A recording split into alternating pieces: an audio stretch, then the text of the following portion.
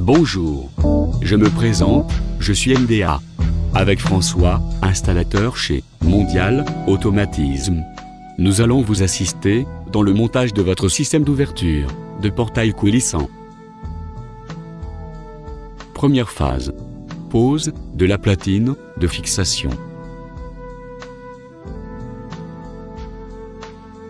Assurez-vous du niveau de cette platine. Il vous faudra un niveau à bulle. Les tétons à l'extrémité de la platine doivent se trouver à 5 mm du sol, au point le plus bas. Faites le vissage des vis auto-perforantes. Vous aurez besoin d'une visseuse et d'un embout écrou de 10 ou d'une clé à pipe de 10. Si le portail est en bois, utilisez des vis adaptées.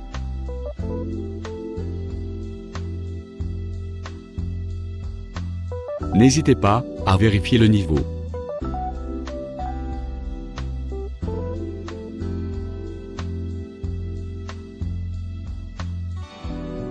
Vissez correctement, mais sans exagérer.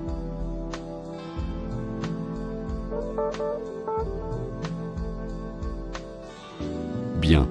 Nous allons passer à l'étape suivante, la mise en place du bloc moteur.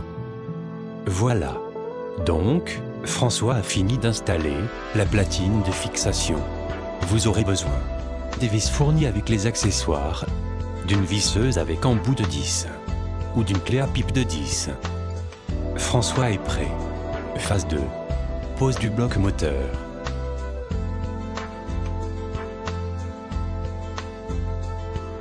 Vérifiez que la tige serrure monte et descend bien manuellement. Vérifiez que le bloc moteur est bien clipsé sur la platine de pose. Il faut peut-être forcer un peu. Faire le vissage des vis. Avec une visseuse et un embout de 10 ou une clé à pipe de 10. Les vis sont fournies dans les accessoires. Notez que pour le bois, il faut des vis spécifiques. Serrez suffisamment fort.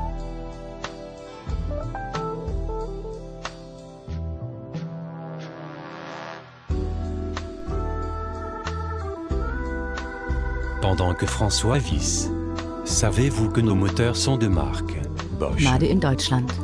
Deutschfertigung. Je sais, Greta. et nos roues sont parmi les meilleurs du marché. A. Made in France, fabrication française.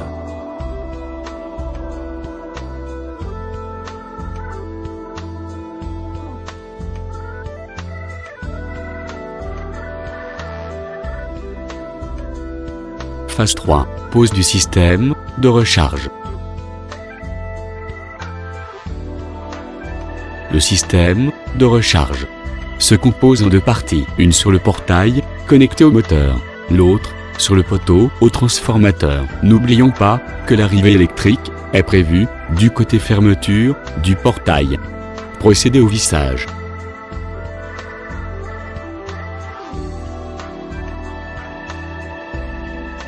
Les vis sont fournies dans le sachet d'accessoires. Vous aurez besoin d'une visseuse et d'un embout écrou de 10 ou d'une clé à pipe de 10. Serrez, mais n'écrasez pas.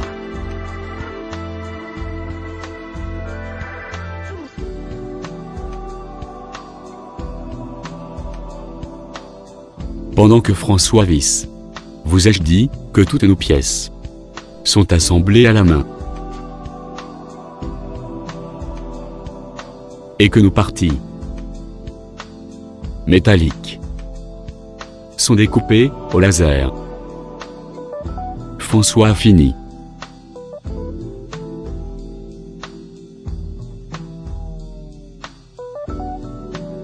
Phase 4.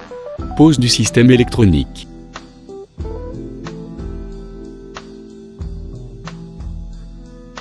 Glissez le boîtier dans le compartiment prévu à cet effet, c'est juste. Mais n'hésitez pas à forcer. Le logement est millimétré. Dégagez ensuite les fils que nous allons connecter. Procédez au vissage.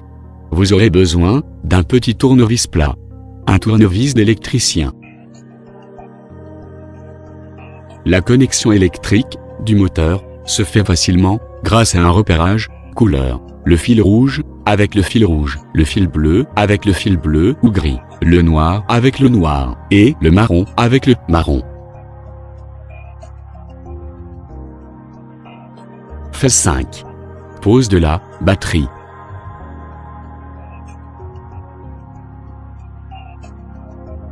Glissez le boîtier, la batterie, dans le compartiment prévu à cet effet. C'est juste. Mais n'hésitez pas à forcer. Le logement est millimétré. Dégagez les fils que nous allons ensuite connecter. Le noir et le rouge sur les bornes ou cosses de la batterie. Noir et rouge. Elle aussi. Voilà. Il ne vous reste plus qu'à connecter la batterie au système.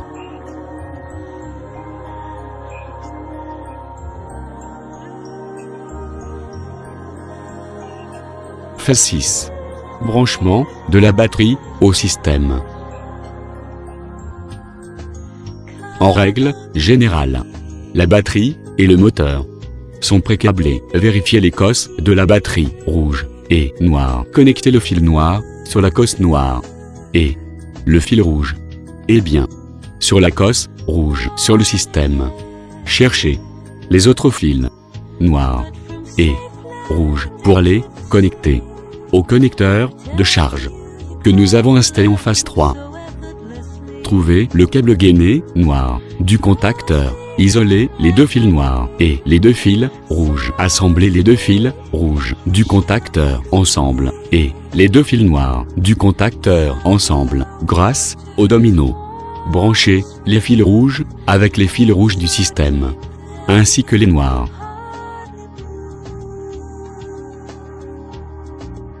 Procédez au vissage. Vous aurez besoin d'un petit tournevis plat. Un tournevis d'électricien. Pendant que François repère et visse. Vous ai-je déjà parlé de notre revue de presse? Nos produits ont fait la une des journaux spécialisés. Regardez. Côté cheminée. Côté chauffage. Système D. Maison et travaux. Presse locale. Lors de nos déplacements au salon.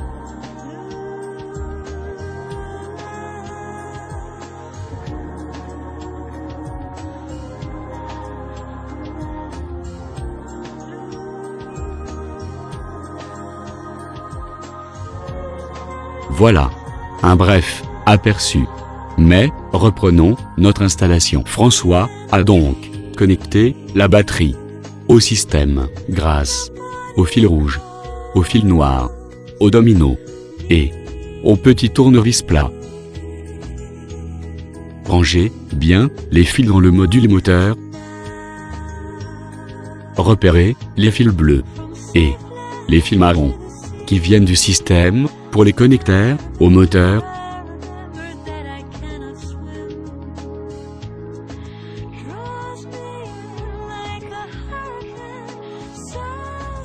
De ce côté. François. De ce côté. Voilà. Il cherche toujours un peu. Enfin. Merci. François. N'oubliez pas de bien ranger les fils. Cela nous permettra de mieux fermer le boîtier. Je vous laisse un instant. Je vais faire une petite vérification de niveau.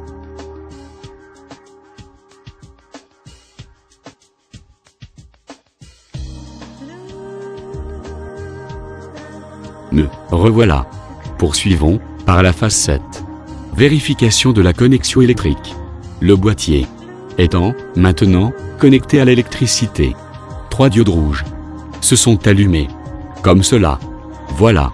François a fait du bon travail. Plus que 3 étapes pour finir notre installation. Phase 8.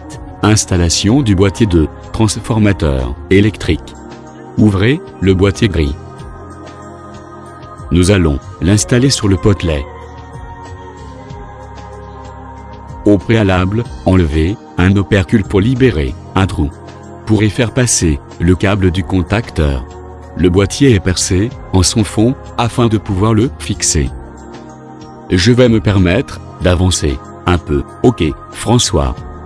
François va directement visser le boîtier sur une patte prévue à cet effet. Je vous dois quelques explications. Ces tubes de 20 kg qui tiennent le portail en place. Vous avez dû voir que notre portail est, comment dire, bizarre. C'est un portail de démonstration. Il n'y a que le moteur et un rail. La force du piston à gaz est telle que sans ses poids de 20 kg, le portail tomberait en arrière. Revenons à la pose de notre potelet sur notre portail de démonstration. Celui-ci est fixé sur le support. Chez vous, il sera fixé au sol. J'ai retrouvé une vidéo d'installation. Regardez.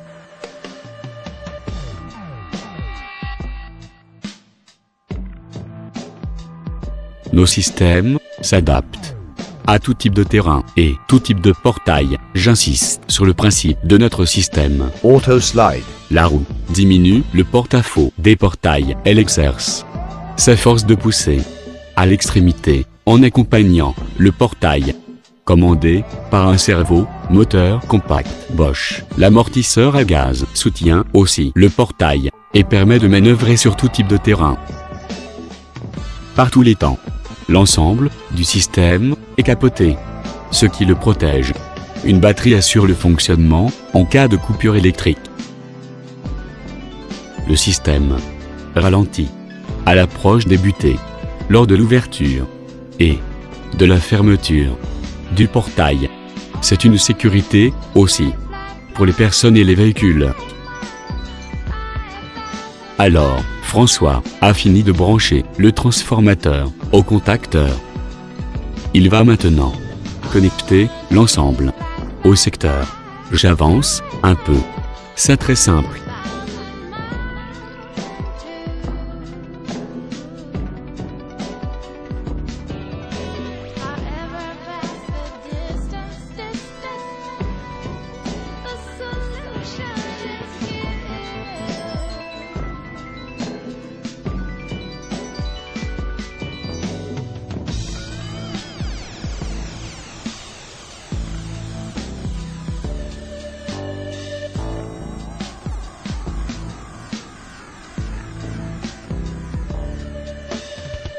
À cette étape, électriquement parlant, tout est branché.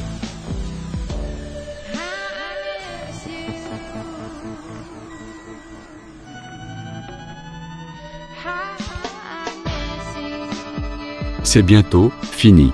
Phase 9. Rangement des fils et fermeture du boîtier. Prenez le couvercle du boîtier. Appliquez-le sur le boîtier. Vissez-le avec les 4 vis. Il ne nous reste plus qu'à fermer le capot. Nous allons tester l'ouverture et la fermeture du portail. Avant cela, il faudra programmer la ou les télécommandes, mais je vous expliquerai cela en temps voulu. Notre portail fonctionne correctement. Installons le capot. Il y a 2 vis à visser. Vous pouvez peindre le capot. Il est en ABS.